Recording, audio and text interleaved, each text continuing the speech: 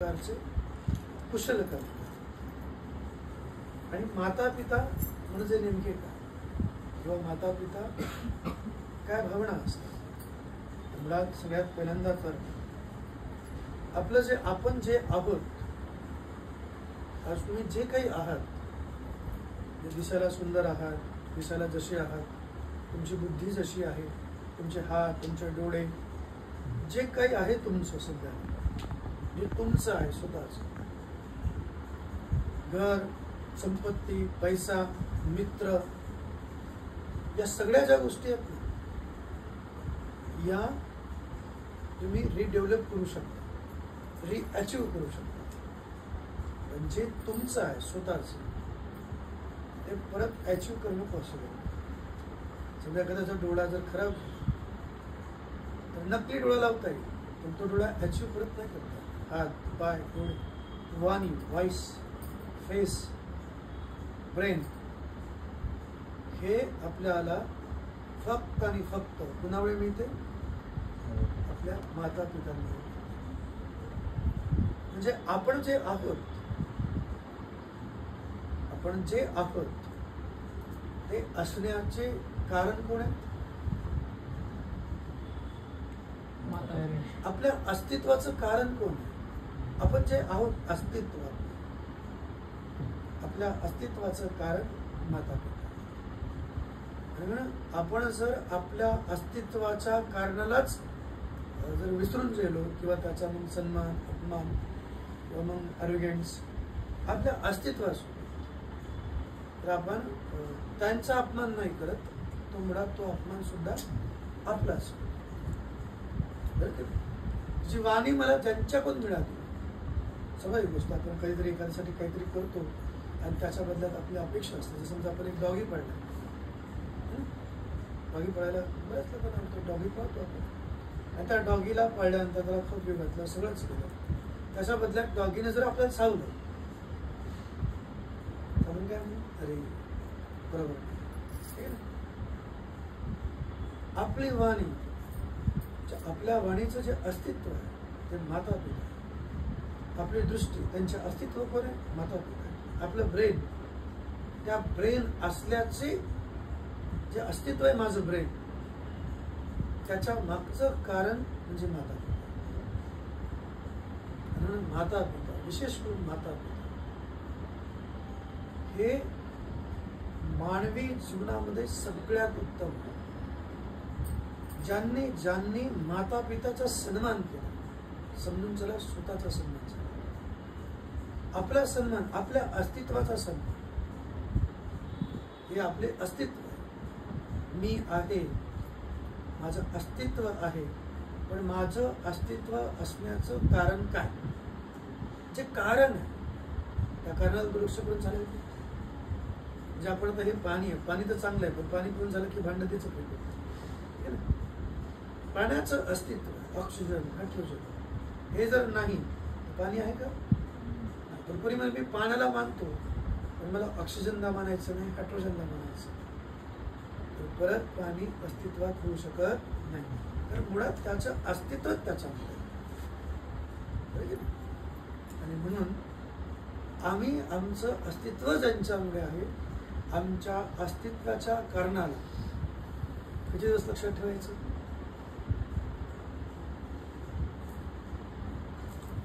ज्याच्यामुळे मी आहे या कारणाला आपण किती दिवस लक्षात ठेवायचं? जोपर्यंत मी आहे तोपर्यंत. कारण माझं अस्तित्व जोपर्यंत आहे तोपर्यंत अस्तित्वाचं कारण अबाधित, ते संपू शकत नाही, ते नष्ट होऊ शकत नाही, आणि ते मरू देखील शकत नाही. उदाहरण, बरेच लोक बोलता बोलता बोलून जातात. बघा, हे तुमचे वडील बसलेले आहेत, तुमची माता पिता. तुमच्या माता पिताने त्यांच्या लहानपणामध्ये त्यांना ज्या गोष्टी मिळाल्या नाही, जेवणाच्या बाबतीत असेल, घराच्या बाबतीत असेल, एज्युकेशनच्या बाबतीत असेल, बरोबर, ज्या काही गोष्टी असतात ज्या ज्या त्यांना मिळाल्या नाहीत, त्या त्या गोष्टी तुम्हाला देण्याचा प्रयत्न. आणि मग आता ज्यांना जबाबदारीमुळे म्हणा किंवा अडचणीमुळे म्हणा किंवा परिस्थितीमुळे म्हणा त्यांना ते नाही करतात, ते नाही जगतात, ते काय म्हणतात, तुमच्याही माता पिता कधी म्हणत असतीलच की बाबा आम्हाला भेटत नव्हतं, आमच्या वेळेस असं काही नव्हतं, तुम्हाला भेटते घ्या. जे आम्हाला करता नाही आलं ते आपण आपल्या मुलांकडून करून घेऊ. म्हणजे जी लाईफ मला जगायची होती ना, माझी इच्छा होती मला जगायचं, पण ती मला जगता आली नाही आणि म्हणून ती मी लाईफ आहे, माझं जीवन आहे, तर ते मी कुणामध्ये जगतो, तर माझ्या मुलांमध्ये जगतो. म्हणजे तुमचे माता पिता त्यांची लाईफ ऍडजस्टमेंट करत गेले, त्यांना स्वतःला जगता नाही आलं. त्यांच्या स्वतःच्या हौस मोज मोजा, त्यांच्या स्वतःच्या व्यक्तिगत त्यांच्या ज्या खुशी आहेत त्या जबाबदाऱ्याच्या ओझ्याने त्यांची लाईफ दबून.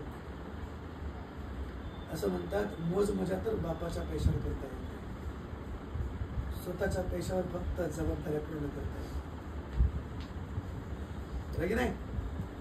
मोज मजा फक्त बापाच्या पैशावर करता येते, लक्षात ठेवा.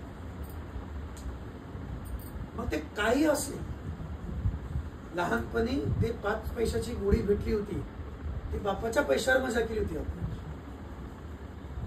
ती मजा होती. आता आपण लाखो रुपये जरी करतोय ना जमा, आपण मजा नाही करत, आपण जबाबदाऱ्या पूर्ण करतोय. आणि आपली मुलं जी आहेत ती मुलं आता मजा करतात तुमच्या पैशावर. परंपरा चालत राहणार. जे जे त्यांना करता नाही आलं ते ते तुमच्याकडून करून घेतलं आणि तुम्ही ते करत असताना ते अनुभव घ्यायचे का रे हे मी करत आहे. म्हणजे माता पिता मुलांमध्ये जगतात, त्यांची अख्खी लाईफ ते मुलांमध्ये वापरतात. त्यांचे स्वप्न ते मुलांवर लादत नाहीत, थोपत नाहीत. कधी कधी वाटतं मुलांना, खास करून छोटे छोटे आता तरुण जगण्याच्या प्रोसिजरमध्ये काही तर आता बापापेक्षाही मोठे दिसायला लागले. दोघ जण सोबत फिरू नका जास्त, लोक म्हणतील हा तुमचा मित्र आहे की भाऊ आहे, नाही दोघांनाही सांग. तर आता स्वाभाविक आहे, पण आता त्यांना वडिलांची गरज पण नाही. आता या वयातल्या मुलांना माता पिता नको आहेत आणि माता पिता बनण्याचा प्रयत्नही करू नका. जशी जशी मुलं मोठी होतात ना तशी तशी तुमचे नाते पण बदलत गेले पाहिजे. एक नातं कंपल्सरी नाही लागत, कंटिन्यू एक नातं नको. गोड खाणं चांगलं की वाईट? आवडते का पण गोड खायला? आवडतं. तुला काय आवडतं? गोड खायला आवडतं की आंबट की कडू? गोड आवडते की नाही? सकाळी गोड, दुपारी गोड, रात्री गोड. दुसऱ्या दिवशी परत सकाळी गोड, दुपारी गोड, रात्री गोड. तिसऱ्या दिवशी खा बरं 5-6 महिने तसंच. पॉसिबल आहे की? जसं आपल्या जिभेला, आपल्या शरीराला सुद्धा नाना प्रकारचे चव लागणं गरजेचं आहे, विविध प्रकारचे रंग सुद्धा आपल्यासाठी गरजेचे आहे. तसंच नात्यांच्या बाबतीत जसे जसे मुलं मोठी मोठी होत जातात नाही तशी तशी त्यांना आई वडिलांची गरज लागत नाही. प्रॉब्लेम असा आहे की आपल्यातलं आई पण आपल्यातलं पिता पण जात जाते का? नाही जात. पण त्यांना त्यांच्या अपेक्षा बदलतात. असं म्हणतात मुलं मोठी होतात, आई वडील मोठे होत नाहीत, आई वडील तेवढेच राहतात. उदाहरण बघा, जेव्हा छोटी छोटी मुलं असतात तेव्हा बोटाला धरून आई काय करते, त्यांना शाळेत नेऊन बसवते. आतमध्ये पोरगा बसलेला असतो आणि काय काय वेळेस आई बाहेर बसलेली असते, वडील बाहेर बसलेले असतात. KG स्टँडर्ड प्ले ग्रुपचे शाळेत असं होतं. पोरगा 10वीत गेला, 10वीत गेलाय आणि 10वीचा पेपर आहे. आई वडील त्याला गाडीवर चुनायला जातात, पोरगा आतमध्ये असतो, आई वडील बाहेर असतो. मुलगा म्हणतो मी मोठा झालो, पण माता पिता आजही तेवढेच. त्यांची आयुष्य वाढत नसते, त्यांचं आयुष्य तेवढंच असतं. पण मग हळूहळू हळू आई तेवढीच ठेवा, पण हळूहळू मुलांना एक मैत्रीण, एक मित्र दिला पाहिजे. आणि मग हे सगळं करत असताना आम्ही आमची लाईफ तुमच्यात जगत आहोत, तुमच्यामध्ये जोडून बघत आहोत. जोवर जर माझी आई माझे वडील त्याची लाईफ माझ्यात जगत असते, तुमच्या वडिलांनी ते केलं, तुम्ही आता ते करता, तुम्ही ऍडजस्टमेंट करत आहात. तुम्हाला जे भेटलं नाही ते तुमच्या मुलाला देण्यासाठी तुम्ही खटाटोप करत आहात. तुमची बेस्ट तुम्ही देता. प्रॉब्लेम आमचा आहे, आम्हाला वाटतं की कमी पडत आहे. तुम्ही लहान होते तुम्हाला वाटायचं की माता पिता कमी पडत आहे. आज तुम्ही लहान आहात म्हणून तुम्हाला वाटते माता पिता कमी पडत आहेत, पण ते बेस्ट देत आहेत, त्यांचं बेस्ट ऑफ बेस्ट देत आहेत. स्वतःचे इमोशनल, स्वतःचे इच्छा, स्वतःचे पर्सनल आवडी निवडी बाजूला सारून ते त्यांची लाईफ मुलांमध्ये जगतात. खा बेटा, आम्हाला भेटत नव्हतं का? शिक बेटा, आम्हाला भेटत नव्हतं शिक. घाला चांगले कपडे, आम्हाला भेटत नव्हते तुम्ही वापरा चांगले फोन, आम्हाला भेटत नव्हते वापरा. घड्या, ॲसेसरीज नाही मिळत होता. बेस्ट ऑफ बेस्ट देत असो, पण तरी सुद्धा घेणाऱ्या व्यक्तीला काय वाटते, तुम्ही कमी पडत आहे. आणि हे काही मोठी गोष्ट नाही. जेव्हा तुम्ही लहान होते तुम्हाला वाटत होतं, आता तुम्ही लहान आहात, कदाचित तुम्हाला वाटत असेल काय वाटते है ना, की माता पिता कमी पडत आहेत मला द्यायला, पण ते कमी नाही पडत आहेत. ते त्यांचं बेस्ट देत आहेत. आणि हे आता नाही, हे जेव्हा आपण स्वतः बाप बनू, आई बनू, तर तेव्हा विचार नाही करणार आपण त्या गोष्टीचा. जेव्हा स्वतः माता पिता बनतो की नाही, तेव्हा किमान वर्षातून एकदा पास्ट मध्ये झालेल्या कळत नकळत अज्ञानपणातून, सहज स्वभावातून, अल्लडपणातून ज्या आरोप मी माझ्या माता पिताला लावले होते त्या प्रत्येक आरोपाची माफी मागायची. स्वतः दुसऱ्या कोणाला नाही सांगायचं. पप्पाला माफी मागू नका, मम्मीला मागू नका, स्वतःला सांगू की नाही, जसे आज मी माझ्या मुलाला बेस्ट देतात, कधीतरी वैतागतात माता पिता, बरोबर हेच म्हणतात तेच म्हणतात आणि घेऊ शकत नाही, समजून घेत नाही, ते नाही समजणार, आपणही समजत नाही. ते बेस्ट देत हे समजण्यासाठी कमीत कमी वर्षातून एकदा तरी आपल्या माता पितांचं पुण्यस्मरण केलं पाहिजे. त्याला म्हणतात पुण्याचे अनुमोदन. त्याच्यासाठी आई वडिलांना फोटोत जायची गरज नाही. पुण्यानुमोदन या शब्दाचा आणि फोटोत जाण्याचा काही संबंध नाही. पुण्याचे अनुमोदन म्हणजे हे पुण्य कर्म, पुण्य आहे ना, पुण्याला संमती देणं, पुण्याला मानणं. कधीतरी बसता जगाकडे बघायचं. जगामध्ये जे मला मिळालं ना, दोन प्रकारचे लोक असतात. भेटलं तरी त्यांची अपेक्षा काय असते, दुसऱ्यांना कम्पेअर करतात की त्याला ते भेटले मला हे भेटलं नाही. आणि काही लोक असे असतात ते विचार करतात अरे दुसऱ्यांना काहीच भेटत नाही पण मला कमीत कमी एवढं तरी. उदाहरण, शाळेमध्ये असतो आपण, माता पिता काय म्हणतात, की बघ तो पोरगा त्याला 90% मिळाले है ना. आपण काय म्हणतो, अगं मग मी तो माझा मित्र तर नापास झाला, त्याच्यापेक्षा मला चांगलेच मार्क मिळाले. आपण कम्पेअर करतो. आपण काय कम्पेअर करतो की ज्यांना नाहीये त्याच्यापेक्षा मला बरं आहे. पण जेव्हा नको त्या गोष्टीचा विचार येतो, आसक्तीचा विचार येतो, तेव्हा आपल्याकडे जे आहे त्याच्याकडे दुर्लक्ष करून जे नाही त्याच्या मागे आपण धावत असतो. आणि म्हणून आपल्या लाईफमध्ये सगळ्यात पहिली सुरुवात आपली संपत्ती, आपले माता पिता हे आपल्यासाठी, आपली मुलं ही आपली संपत्ती आहे, आपले माता पिता ही आपली संपत्ती आहे. जगामध्ये निर्धन लोक आहेत का, भिकारी लोक आहेत ना, पैसेच नाही आहेत का. जगामध्ये अनाथ लोक आहेत का अनाथ, त्यांना बापही नाही वडीलही नाही, अनाथ आश्रमात पडले. अरे वा, कमीत कमी मला माई बाप भेटले की नाही.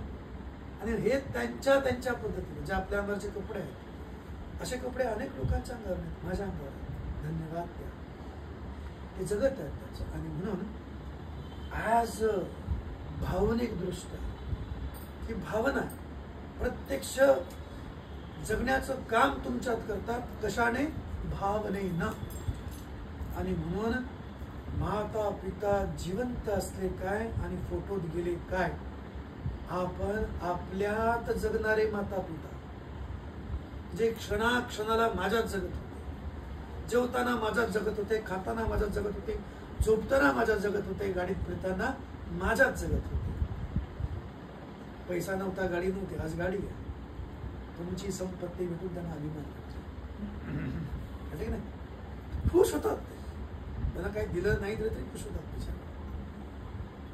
वारंवार सांगत असतो. आता जर आई वडील रागवत असतील, मारत असतील, ओरडत असतील, पण जेव्हा तुम्ही काहीतरी सक्सेस व्हाल, चांगला जॉबला लागाल, 1-2 लाखाचं किंवा करोडाचं जर तुम्ही पॅकेज घ्यायला लागाल, तेव्हा तुमचे मायबाप म्हणणार नाही, चल माझ्या नावाने बँकेत पैसे टाका, चल माझ्या नावाने एक मर्सिडीज व्हॅन घेऊन दे, चल मला एखादी कोठी घेऊन दे, एखादा बंगला घेऊन दे, चल मला हिऱ्याचा हार कर, असं काहीच मागणार नाही.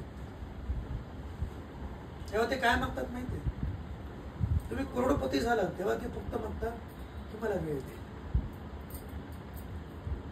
म्हणजे ज्याच्यासाठी दिवस रात्र मेहनत घेतली, मारले, ओरडले, कधी कधी तर आपल्याला आई वडील दुश्मन वाटायला लागतात, है ना? याच्यासारखे दुश्मन तर कोणीच वाटतात की नाही? कधी तुमच्यावर पण चालू आहे, तुमच्यावर चालू आहे, कारण इथे दोघही लेकरं आहेत. मुलं कोण आहेत? सगळेच मुलं आहेत की नाही? तुम्ही पण कुणाचं तरी मुलं आहे, हे पण कुणाची तरी मुलं आहे. तेव्हा आई वडिलांना तुमच्या संपत्तीची गरज नसते, ती कमवण्यासाठी त्यांनी खूप कष्ट केले, कदाचित तुमचा रागही पत्करलाय त्यांची. पण जेव्हा तुम्ही संपत्ती कमवायला लागतात तेव्हा ते म्हणतात की बा फक्त मला प्रेमाने बोल, आई कशी आहेस ग तू, बाबा कसे आहात तुम्ही, जेवलात का, आजारी पडले की औषध पाणी घेतलं का, एवढं विचारलं ना संपलं त्यांचं काम. त्याच्या पलीकडे त्यांना तुमच्याकडून काहीच अपेक्षा नाही. ना तुमच्या माता पित्याला ना तुमच्या माता पित्याला काय पाहिजे? फक्त थोडासा वेळ. हा वेळ देण्यासाठी ते जिवंत आहेत की मृत्यू आहेत याचा सुद्धा विचार करण्याची गरज नाही. आणि म्हणून कमीत कमी आमच्यात जिवंत असलेली आमची आई, की जी आमच्यात जगत होती, ती आमच्यासाठी कष्ट करत होती, आमचे पिता जे आमच्यात जगत होते, आज शरीराने गेले, आमच्या हातात नाही, त्यांच्या हातात. जन्मात येणं कोणाच्या हातात आहे का? कोणाच्याच हातात. इच्छा असून सुद्धा या तारखेला मला मुलगा झाला पाहिजे की मुलगी झाली पाहिजे, हातात. इतक्या वाजून इतक्या म्हणताना मुलाचा जन्म झाला पाहिजे, हातात आहे का? चिरफाड जरी करायची असेल ना, त्याला आपण सिझर म्हणतो, सिझरिंग जरी करायची असेल तरी सुद्धा ठरलेल्या वेळेतच सिझरिंग करणं सुद्धा पॉसिबल नाही. याची वेळ सुद्धा मागे पुढे होऊ शकते. जे पण टेक्निकल बरेच प्रॉब्लेम. कितीही प्रगत झालो तरी जन्म हातात नाही, मृत्यू हातात नाही, पण जीवन हातात आहे. यांचं जीवन म्हणजे यांचं मृत्यू हातात नव्हता, यांचं जन्म हातात नव्हता, पण त्यांना जिवंत ठेवणं आज त्यांच्या विचाराने आपल्यामध्ये इथे दिवस रात्र प्रयत्न करत होते. आणि मेल्यानंतर सुद्धा आता जरी फोटो गेले तर आमच्यात असलेली आमची आई आम्हाला जिवंत ठेवायची भावनिक दृष्ट्या. मग तिला जे जे जे जे आपल्याकडून अपेक्षित होतं, तिला जे जे जे जे आमच्यासाठी कामी होतं, त्या त्या सगळ्या गोष्टी करण्याचा प्रयत्न करा. तुमच्यातले माता पिता जिवंत करा. हे काय आहे? पाणी आहे. याच्यात पाणी आहे ना. पाण्यामध्ये ऑक्सिजन आणि हायड्रोजन दोन्ही आहेत की नाही? तर हे जर वेगवेगळे केले तर करू शकतो की नाही? करू शकतो की नाही? वेगवेगळे करता येतील, पण त्याच्यासाठी आपल्याला तेवढं सायन्स आलं पाहिजे, है ना. याला म्हणलं हे कर बरं वेगळे हायड्रोजन ऑक्सिजन, तर नाही करणार.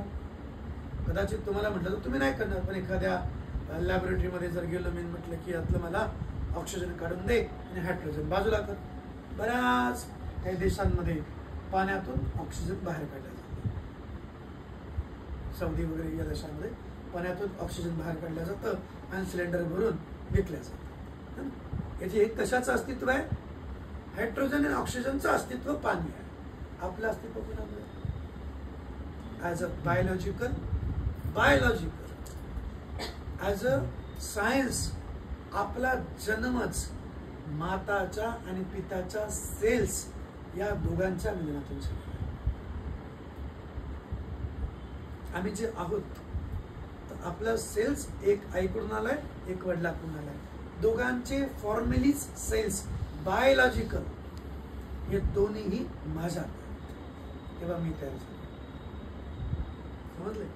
आपला DNA जर केला ना तर आपला DNA अर्धा आई बापानं केलेला असतो. आपला अख्खा DNA आपल्यासारखा नाही, तर ॲज अ प्रॉपर 50% आपला DNA आपल्या माता पितांशी मॅच होतो. म्हणजे आमच्यात कोणाचे अंश आहेत? As a biological. भावनिक तर सांगितलं, भावनिक तर जगतातच जगतात, आणि बायोलॉजिकल सुद्धा त्यांचेच अंश तुमच्या. उदाहरण, आता समजा हे झाड आहे ना, आपण बऱ्याच ठिकाणी बघतो, झाडं बघतो, गुलाबाचे झाडं.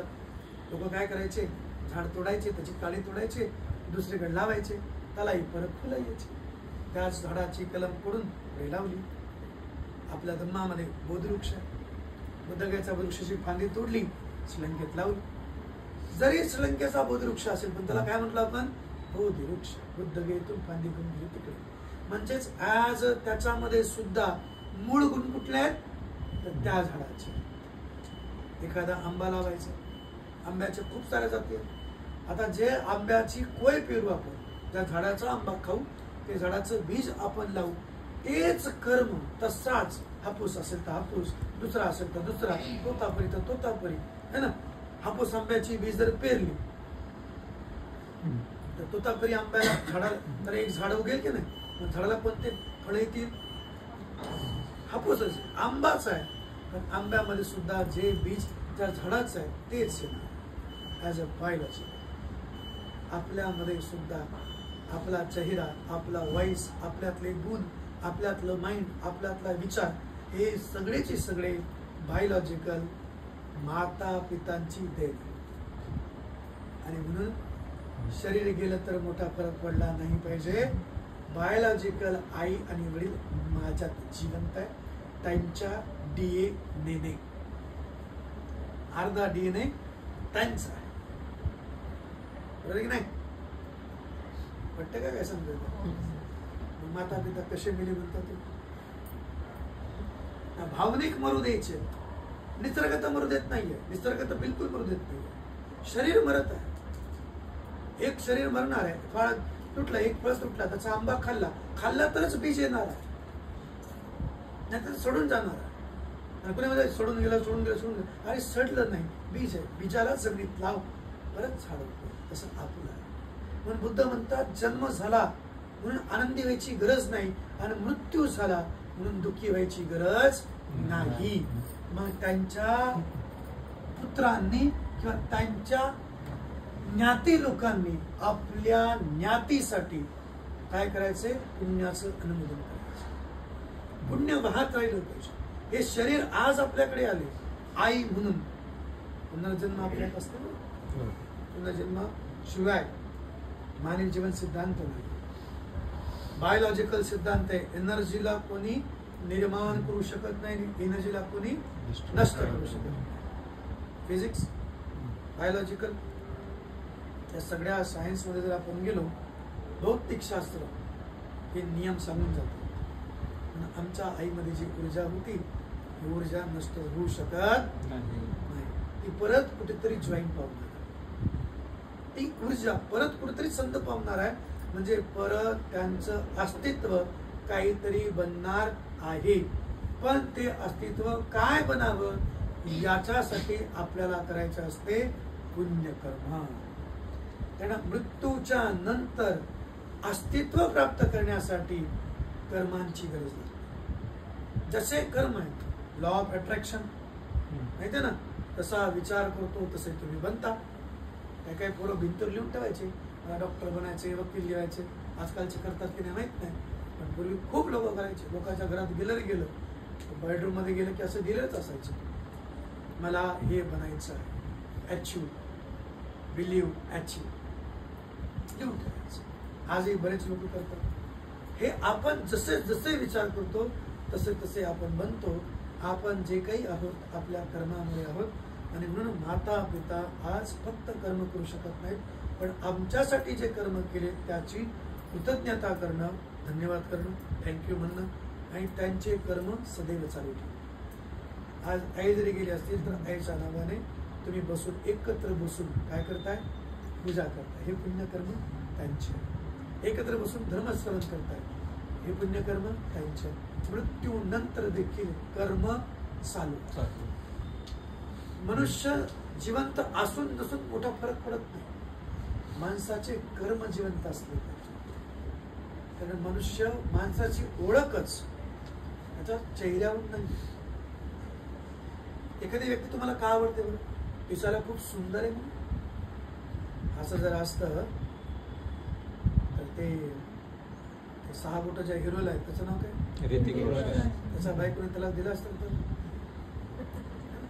आज प्रत्येक म्हणजे जिचं आता म्हाताऱ्या महिला म्हणतात की मला ऋतिक रोशन सारखा सुंदर पती पाहिजे. जिनं केला होता तिने त्याला सुंदरताच महत्वाची असती तर त्या पत्नीनं किती त्रास सहन केला असता की नाही? हाय सुंदर माझा नवरा, देऊ दे किती त्रास, करू दे काही, पण सुंदरता आहे ना.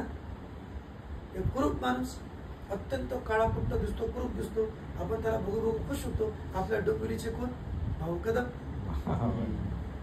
बरोबर, त्यांच्यापेक्षा कितीतरी पटीनं तुम्ही सुंदर दिसतो. पण आज त्या माणसाचं नाव निघालं स्माईल. म्हणजे दिसणं महत्वाचं नाही, असणं महत्वाचं नाहीये, कर्म महत्वाचं. अतिशय सुंदर दिसणारा व्यक्ती इथे बसून जर तुम्हाला शिव्या द्यायला लागला तर तुम्ही त्याला मस्तपैकी पाणी, सरबत, गुलाबजामुन द्याल का बरं? हाकलून तर लावू आपण डायरेक्ट. बरोबर, कितीही सुंदर असेल पण कर्म जर खराब असतील. फार सुंदर व्यक्ती, अतिशय रूपवान, आणि त्यानं जर असा घाम टाकला याच्यामध्ये 2 थेंब टाकले आणि म्हटलं प्या पाणी, तर प्याल का? काय कामाची सुंदरता? कर्म महत्वाचे. कर्म महत्वाचे, शब्द महत्वाचे. किती खराब दिसत असेल, काळाकुट्ट दिसत असेल, विद्रूप दिसत असेल, आणखी कसाही दिसत असेल, पण त्याचा कर्म जर चांगले असतील तर ती व्यक्ती आपल्यासाठी प्रिय असते. आणि म्हणून सजन हो, मनुष्याचे अस्तित्वाचे कारणच कर्म. बरं की नाही? अस्तित्वाचं कारण काय? कर्म. आणि म्हणून हे कर्म आपल्याला चालू ठेवायचे. माता पिता कर्माने जिवंत ठेवण्याची जबाबदारी त्यांच्या मुलांची. आणि कधीपर्यंत? जोपर्यंत तुम्ही जिवंत आहात. तुमच्या नंतर तुमच्या मुलांनी तुम्हाला जिवंत ठेवायचं. आजी आजोबा आहेत तर ते माता पिता आहेत ना. म्हणून यांचे कर्तव्य सेवा तर सगळ्यांचीच करायची. ते माझे आजू आजोबा असो, या जगातले कोणाची आजू आजोबा असो, वयस्कर लोकांची सेवा करणं आपलं कर्तव्य आहे. माता पितांचं कृतज्ञता व्यक्त करणं, त्यांचा आदर करणं हे आपलं काय आहे? काम. कर्तव्याच्या पुढे जर काही असो केलंच पाहिजे. त्याचा श्वास घेतो, श्वास सोडतो की नाही? कधी म्हणता की नाही बरं आज ना अर्धा तास मला श्वास घ्यायला वेळ द्या म्हणतो कधी? किती थकले तुम्ही, किती थकले. कधी कधी माता पिता म्हणतात की जाऊ दे बेटा, तू थकलास, आता तुझ्यावरचं काम मी करतो म्हणतात ना कधीतरी, है ना. एक दिवस असं म्हणा बरं बाळ, 18 वर्ष आता होत आले तुम्ही. 18 वर्षामध्ये 1 सेकंद न थांबता रात्रंदिवस काय केलं? काम केलंस. श्वास घ्यायचा, श्वास सोडायचा. एक काम कर, 15-20 मिनिटं आराम कर, तुझ्यावरचा मी घेतो. चालेल का? बिलकुल चालणार. ज्याचं त्याला करावंच लागणार, समजलं? ज्याचं त्याला करावंच लागणार आहे. तुमचे माता पिता त्यांच्या माताचं पूजन करत आहेत. तुम्हाला सुद्धा तुमच्या माता पिताच्या पुण्याचं अनुमोदन करायचंच आहे. मरण्याची वाट बघायची गरज नाही. मरानं मग बघा तुमच्या नावाचं कसं बॅनरच लावायचे. तुम्ही फक्त मरून तर बघा, बघा मग कसं तुमचा जनधन गरज. तुम्ही मरा मग बघा तुमचं पुण्याचं अनुमोदन कसं करतो. पुण्य अनुमोदन, पुण्य मान्य करा. हो, कष्ट करतात, हो मेहनत घेतात, हो त्याग करतात, आणि त्यांच्यामुळे आम्ही आहोत. आणि म्हणून आम्हाला आमच्या माता पिताचा सदैव सन्मान करायचा आहे. मग ते जिवंत असतील नसतील तो नंतरचा भाग आहे. आज बिचारे त्यांना भोजन देऊ शकत नाही, त्यांचे हातपाय दाबू शकत नाही, त्यांच्याशी बोलू शकत नाही. इच्छा असेल तरी मग आमच्याकडे आमचे माता पिता आहेत ना, मग घेऊ दे बरं बोलून. राग द्वेष मोह करण्यापेक्षा, चिडण्यापेक्षा प्रेमाने बोलून घेऊ दे. कारण उद्या जर समजा ते आपल्यातून गेले तर कुणावर रागू, कुणाला रागू, कुणाला प्रेमाने बोलू. आणि म्हणून आज माझ्याकडे आहेत तर त्याचा चांगला वापर करून घेतला पाहिजे. उद्या नसतील तर पश्चाताप करण्याची वेळ येणार नाही. आणि मृत्यूनंतर, मृत्यू ही एक गोष्ट आहे की दुःख करण्याचं कारण नाही आहे मृत्यू म्हणजे. पण आपण भोगता भावात, आपण तटस्थ भावात पोचतो नाही, आपण साक्षी भावात पोचतो नाही. स्वाभाविक सकाळी सांगितलं की नाही, आपण सुखात सुद्धा दुःख शोधून काढणारे लोक. वाटते का मी बोलते ते? सुख जरी भेटलं ना तर दुःख खोदून खोदून आपण दुःख करतो. एखाद्याचा पोरग चांगल्या मार्काने पास होता आणि जगात नाव निघू द्या आणि त्याच्या अवार्ड प्रदर्शनासाठी तुम्हाला बोलू द्या, मग तुम्ही तिथं स्माइल नाही करणार, तिथं रडत बसा. आम्ही लय कष्ट केले, आम्ही लय त्रास अरे केला ना, मान्य ना, आता हे भेटले आनंद तर कर, पण तिथे सुद्धा रडत बसतात है ना. डोळ्यात पाणी, लगेच रडारडी सुरू. किती आनंदाचा क्षण आहे. दुःखाची गोष्ट आठवायची गरज आहे काय? परत हुकून चुकून दुःख झालं तिथं आनंदाची गोष्ट कधी आठवतं का? ज्या गोष्टीची अपेक्षा आहे त्या गोष्टीकडे दुर्लक्ष करतो आणि जी गोष्ट नकोय ती गोष्ट खोदून खोदून काढतो. मृत्यू सत्य, दुःख होणंही सत्य. दुःखही झालं पाहिजे पण काही क्षणा, काही मिनिटांपुरती. कायमस्वरूपी दुःखात राहायची गरज नाही. कारण फक्त दुःखात राहून कोणती गोष्ट साध्य होत नाही. अभ्यास करायचा कितीही कंटाळा आला, रडत पडत का असेना, आपल्याला अभ्यास करावाच लागणार आहे. बरोबर की नाही? सूट नाही त्याच्यात. कितीही कंटाळा आला असेल, किती वैताग आला असेल, कितीही मूड खराब असेल, पण करावंच लागणार. स्माइल करत केला तर काय बिघडणार? टॅक्स लागणार आहे. रडतही करायचं आणि हसतही करायचं. पर्याय का? नाही. रडतही करावंच लागणार आहे, ते टळणार नाही. तुमचा अभ्यास दुसरं कोणी करणार नाही, तुम्हालाच करायचं. हसत करा, तुमच्या हातात. तुमचा वेळ तुम्हाला हसत काढायचं की रडत काढायचं तुम्ही ठरवा. काम तर चुकणार नाही, काम तर करावंच लागतं. मग ते तोंडावर 12 वाजून करा की तोंडावर स्माइल करून करा. आपलं आपला हातात. तुमची लाईफ तुमच्या हातात. काम सुटणार नाहीये. बघा जीवनामध्ये एक काय ऊन आणि दुसरी आहे सावली, आहे की नाही? आणि हे ऊन सावली प्रत्येकाच्या जीवनात येते. आता जर तुम्ही कष्ट केले, मेहनत केली तर माता पिता आहेत ते तुम्हाला चटके बसू देणार नाही, ते पदरात टाकतील. पण मेहनत करावं लागणार, आता तपावं लागणार, कष्ट करावं लागणार आणि मग पुढची लाईफ आनंदात जगते. पण आता जर मस्त आनंदात जगले तर पुढची लाईफ तपावं लागणार. आता तपले, कष्ट केले तर पांघरून घालायला कोणतरी आहे, हवा घालायला कोणतरी आहे, तेव्हा मात्र आपलं आपल्याला करावं लागणार.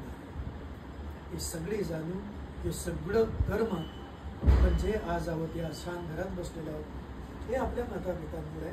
आणि आपल्याला 2 माता पिता असतात, एक जन्म देणारे आणि दुसरं अधिकार न्याय देणारे आपले माता पिता. दोन्ही माता पिता जन्मात कधी विसरायचे नाही.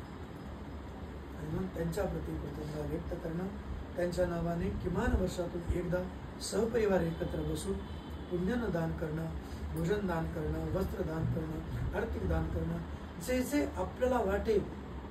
जिवंत असते ते कपडे लागले असते की नाही, मेल्यानंतर पित्यानं आपल्या आई वडिलांना आपल्या बजेटमधून नष्ट नाही करायचं, तसं तसंच ठेवायचं. पुढे विचार करतील, अरे जिवंत होते तरी कपडे घ्यावा लागत होते, मेले तरी कपडे घ्यावा लागणार असा. ही जर एकदा शिकवण समजली तर कोणतेही मुलं जे आहेत ना आपल्या आई पिताला त्रास नाही देत. जगात आजकाल तशी मुलं होत आहेत. भोजन देणंच आहे. जिवंत असताना द्यायचं, मेलही तरी द्यायचं, कारण आपल्याला त्यांनी दिलंय. भगवान बुद्ध सुद्धा आपल्या माता पित्यांवरती तेवढंच प्रेम करतात.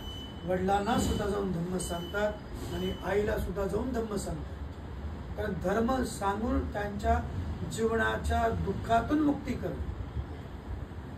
आजचा दिवस दुःखाचा तर मुळीच नाहीये, काही दुःखाचा काही संबंधच नाही आजच्या दिवसाशी. नाही, आमची आई गेली होती, आमच्यासाठी दुःखाची गोष्ट. अरे नाही रे बाबा, सत्य. श्वास घेतला का तुम्ही? श्वास घेतलाय, काय करावं लागलं आता? सोडावं. आणि एखादा म्हणला मला सोडायचंच नाही तर मग काय करावं लागेल? डायरेक्ट शेकोटी. एखादा म्हटलं मी पाणी पिले, जेवण केले, आता मला जायचंच नाही. खाल्ले ना मी, पाणी पिले, मेहनत घेतली, भोजन केले, आता सुसूला जाणार नाही. जेवण केले, आता मी बाथरूमला जाणार नाही. चालेल का? करावंच लागणार. आणि नाही केलं तर डायरेक्ट शेकोटी. म्हणजे जे घेतलं ते सोडावं लागणारच. श्वास घेणं, श्वास सोडणं, या जीवनाचा धर्म. हे जीवन शिकवतो आपल्या श्वासात. म्हणून विपश्यनेमध्ये सगळं लक्ष श्वासावर. आलेल्या श्वासाची आसक्ती नको, गेलेल्या श्वासाचं दुःख नको.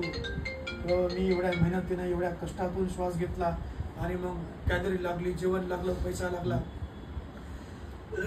मग आता फक्त घेतच राहतो, सोडतच नाही. घेतलं तर सोडावं लागणार आहे. जीवनाचं सत्य रोज तुमचं नाक दिवसातून तुम्हाला क्षणाक्षणाला शिकणार. आलं ते सोडायचं, क्षणाक्षणाला शिकणार. हवा घेतली, हवा सोडली, कामाचं घेतलं आणि बिनकामाचं फेकलं. नाही फेकलं तर ते काय होईल? त्रासदायक. जन्म मृत्यू तसेच. मृत्यू झाले, दुःख झालं, स्वाभाविक आहे. बुद्ध म्हणतात 12 दुःखांपैकी एक दुःखाचं कारण बुद्ध सांगतात, प्रिय व्यक्तीचा वियोग होणं, प्रिय व्यक्ती आपल्यापासून दूर जाणं, हे दुःखाचं कारण आहे. आणि जगामध्ये जेवढे दुःख आहेत ना, त्याच्या मागचे फक्त 12 कारण आहेत. फक्त 12 कारण, 12 दुःख. काही सांगा तुम्ही, त्याचं दुःखाचे कारण फक्त 12च आहेत. जाते पे दुःख, जरा पे दुःख, व्याधी पे दुःख, मरणम पे दुःख. जन्माशयनं दुःखदायक, म्हातारा होणं आनंद वाटते का? पांढऱ्या केस झाले की, दाता पडले की, गुडघे काम न करणं, कुणाला खुशी होते पण दुःखच होते. आजारी पडणं आणि मरण. बरे, मरण, हे म्हातारपण, हे आजारपण कशामुळे झालं? जन्मास आला म्हणून तर झालं. बुद्ध जन्मालाही दुःख म्हणतो. प्रिय व्यक्ती दूर गेला की दुःख आहे, अप्रिय व्यक्ती जवळ आला की हे मजा येते म्हणतो. दुःख होते. मनासारखं नाही झालं तर दुःख होते. आणि पंच उपादान स्कंदा दुःख, यासाठी अभिधम्म अभ्यास. पंच उपादान जे आपल्या उत्पत्तीचे कारण आहेत, 5 उपादान, हे दुःख आहेत. या पंच उपादानाला स्थिर करणं, स्टॉप करणं म्हणजेच निर्वाणावस्था प्राप्त करणं, समूह दुःखाचा नाश करणं. हे बुद्ध सांगतात. आज आपला दुःख न करता आज पुण्याचा दिवस आहे. आज आम्ही आमच्या आईच्या नावाने काय करणार आहोत? पुण्य करणार आहोत. आमची वेळ आमच्या आईला देणार आहोत काही क्षणासाठी. बघा, वडिलाजवळ जाऊन बसा तुम्ही, त्यांना ना सगळ्यात मोठी संपत्ती. हे तुमचे पोरं मोबाईल सोडून, है ना, आता मोठे झाले, मोबाईल सोडून, त्यांचे मित्र सोडून तुमच्याजवळ येऊन सहज बसले जरी ना, काहीच न करता फक्त बसता येऊन, तुम्हालाही चांगलं वाटतं. बाप बाजूला पोरगं चांगलं कठीण का? आपल्याला मोबाईल पण घेऊन देते बरं? कोण घेऊन देते? आईवडील देतात ना, पक्का रिचार्ज करून देते आईवडील. बरं, तुम्हाला दिलं, त्यांच्या आईवडिलाच्या मोबाईलच नव्हता म्हणा, बरं की नाही? इमानदारीने सांगायचं, त्या फोनमध्ये सगळ्यात जास्त फोटो कोणाचे असते? सगळ्यात कमी फोटो आई वडिलांचे आहेत. डायर लिस्ट जर काढली ना आपण, सगळ्यात कमी फोन आई वडिलांना आहेत. व्हॉट्सअपचे मेसेज जर शोधून काढले ना, सगळ्यात कमी मेसेज त्यांना. ज्यांनी फोन घेऊन दिलाय रिचार्ज पण तेच मारून देत आहेत, पण फोटो त्याच्यामध्ये सगळ्यात कमी त्यांचे, सगळ्यात कमी कॉल त्यांना. तुम्ही नाही रे, तुम्ही तर लय चांगले दुसऱ्यांबद्दल बोलतोय, तुम्ही तर लय चांगले, बरं नाही. हे जीवन. याचं कारण एकमेव आहे की आम्ही मुलांचे माता पिता म्हणून त्यांच्यासमोर प्रेझेंट झालो. आम्ही त्यांचे जर मित्र झालो असतो ना, तर त्यांच्या फोनच्या गॅलरीमध्ये आपले फोटो जास्त असतात. मला स्वतःला अभिमान वाटतो की माझे जेवढे माझे पोरं आहेत, जवळजवळ 25 ते 30 पोरं आहेत मला, त्यांच्या फोनमध्ये त्यांचे स्वतःचे फोटो जेवढे नसतील तेवढे माझे फोटो आहेत. त्यांच्या फोनमध्ये जेवढे मित्रांना फोन करत नसतील तेवढे फोन मला मित्र बना. आणि आपुलकीने करा. माता पितांच्या गुणाला समजून घ्या. ते आपल्याला प्रोटेक्ट करतात, ते आपल्याला सांभाळतात, आणि म्हणून त्यांच्याबद्दल कृतज्ञता व्यक्त करणं आपलं काम आहे. जोपर्यंत तुम्ही जिवंत आहात तोपर्यंत तुमच्या माता पित्याला विसरता कामा नये. तर तुम्ही तुमच्या माता पित्याला जर विसरलात तर कदाचित तुम्ही फार मृत्यूनंतर विसरलात तर आम्ही एक पाऊल पुढे जाऊ ना. आम्ही जिवंतपर्यंत तुम्हाला विसरू. तुमच्यापेक्षा एक पाऊल पुढे गेलं पाहिजे ना पोरांनी, की नाही? तुम्ही जर मृत्यूच्या नंतर त्यांना विसरलात, ठीक आहे, आम्ही जिवंतपर्यंत तुम्हाला विसरू. तुम्ही मृत्यूच्या नंतर जर त्यांना विसरत नसताल तर आम्ही जिवंतपणे कमीत कमी जिवंतपर्यंत तुम्हाला विसरणार नाहीत. ही शिकवण यांना, यांच्याकडून त्यांना, त्यांच्याकडून त्यांना, ही परंपरा. वारस, कर्माचे वारस बनूया, वारस पुण्याचे वारस बनूया. आणि म्हणून हे पुण्य कर्म सदैव कसं राहिलं पाहिजे? वाहत राहिलं पाहिजे. तुमच्या पित्याकडून तुमच्यात आले, तुमच्याकडून तुमच्या मुलात आले, आणि तुमचे पुण्य. लग्न करणार आहे तुम्ही? शादी करणे वाले की नाही? गणपती लय ठरवून ठेवले, पण आता तुम्हाला कसं काय सांगा? सगळे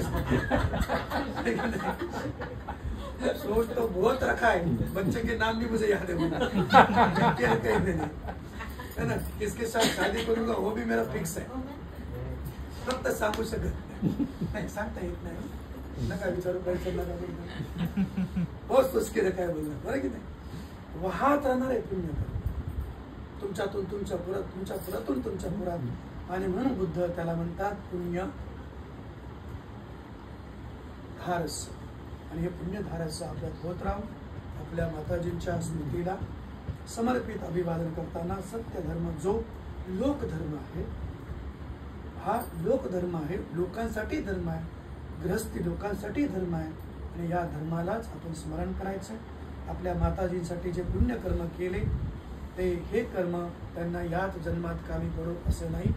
जोपर्यंत निर्वाण अवस्था प्राप्त होत नाही तोपर्यंत हे पुण्यकर्म, आज केलेले पुण्यकर्म त्यांना सहकार्य करत राहू. आणि हे पुण्यकर्म, तुमचे पुण्यकर्म तुमच्या मुलातही वाहत राहू. आणि म्हणून जी गाथा आहे ती गाथा आपण सर्वांनी म्हणायची.